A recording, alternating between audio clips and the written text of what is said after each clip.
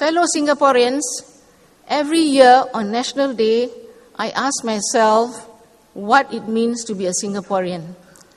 Is this a place where we only recognize the successful and the rich, or do we give opportunities for every man and every woman? Do we give people second chances, or do we write them off as failures just because they take the road less traveled? Singapore has not departed from the principles upon which it was founded. It continues to give opportunities to everyone, provided they are prepared to work hard. Take Ms. Chong Hui Sien, my resident in Bukit Batok East, who studied at a neighborhood school, the Yusof Ishaq Secondary School. She had scored only 151 points for her PSLE and was posted to the normal technical stream. She then proceeded to ITE College East and then to Ngee Ann Polytechnic. She did well, won prestigious awards, and got into NTU to do accountancy. In her third year at NTU now, she will soon be starting lessons at Schönhoping University in Sweden on a 5-month attachment program. Hui Sien has been actively involved in community service so as to give back to society. I am indeed very proud of Hui Sien. Fellow Singaporeans, we were poor when we became independent in 1965. Many of us remember the muddy roads, the rickety buses, we used to call them bone shakers, and the chalky blackboards in the classroom. After independence, Singapore did many things that others had not even dreamt of doing. We welcome foreign investments. For instance, while others shunned them for nationalist reasons, we dreamt big. We gave people hope. We built a remarkable society. Still, 47 years since independence, we face many challenges. We have to continue dreaming big, give people hope, build an even more inclusive and remarkable society. We have to ensure that a widening income gap does not make it harder for able but poor people to do well. The Prime Minister, in his National Day message, spoke of a fair and just society with opportunities for all, an inclusive society with a heart. Our meritocratic system must provide opportunities for all, regardless of their background, to pursue their dreams. Every Singaporean must get the proper education and training to succeed. Every talent, not just the purely academic, must be nurtured. We must also help those who, due to personal circumstances or through no fault of their own, are unable to help themselves. Maintaining social mobility in a mature economy will be a challenge. But we must persevere to help low-income families. Failure to do so will lead to social segregation and instability. Once on a public holiday, I took a taxi to an event.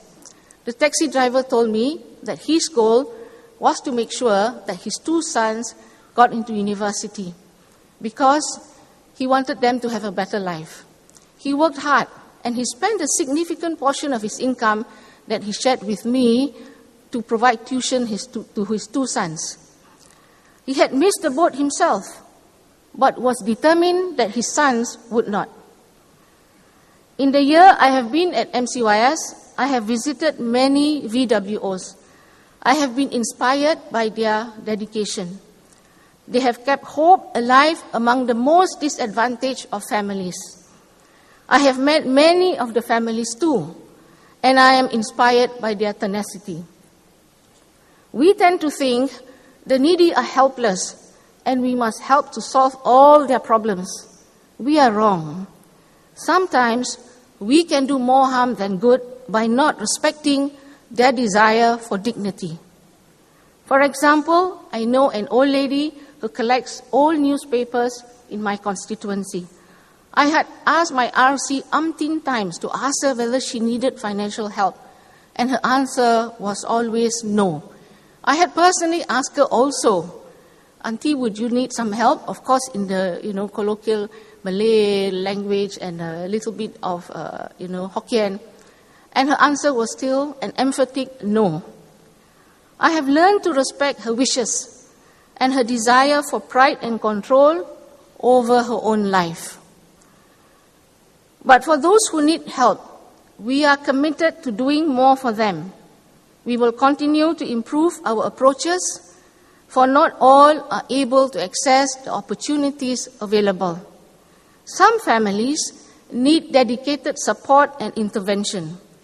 We are putting in more resources to strengthen our social services sector. But the government cannot walk alone in doing this. It needs to partner social service agencies to better understand the needs of poor families and develop relevant services for them. We also need community support, particularly among our youth.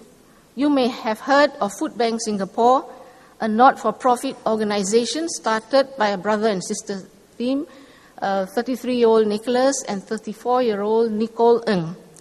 Food Bank links people in need with companies and individuals with excess food to give away. Caring Singaporeans looking out for one another is the most powerful individual expression of the values of our nation. Let me conclude, fellow Singaporeans, by sharing with you the story of 27-year-old Nurul Shika Muhammad Taha. Nurul was born with spinal muscular atrophy, and she is one of our Paralympians. She is one of the best boccia players in the world. In case you're wondering what is boccia, boccia is a form of lawn bowling. She has won several awards, including coming in first at the 2011 National Disability League. Nurul has also excelled in her studies. She studied at Raffles Girls' School, and then she went on to National Junior College, graduating with a Bachelor of Accountancy degree from SMU. She's now working in IRAS. Nurul and Hui Sien represent the true Singapore spirit that we must value, nurture, and grow. Fellow Singaporeans, we have a compelling vision to build a democratic society based on justice and equality, as our pledge says. But to better achieve this vision, everyone has to play a part. None of us is a passive bystander. None of us can be a mere spectator. We are all co-creators of our common future. Thank you. Let me wish everyone a very happy National Day. Selamat Hari Kebangsaan. Kuo Ching Chie Kuai Le. Desia Dinal Waltakel. Thank you.